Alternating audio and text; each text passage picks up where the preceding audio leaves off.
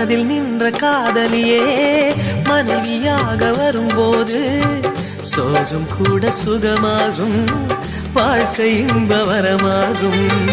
உன் வாழ்வில் செல்வங்கள் எல்லாம் ஒன்றாக சேர்ந்திட வேண்டும்.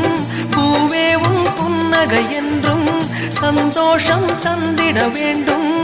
ஆசை காதல் கைகளில் சேர்ந்தால் வாழ்வே சொர்க்கம் ஆகுமே. ஆசை காதல் கைகளில் சேர்ந்தால் வாழ்வே சொர்க்கம் ஆகுமே.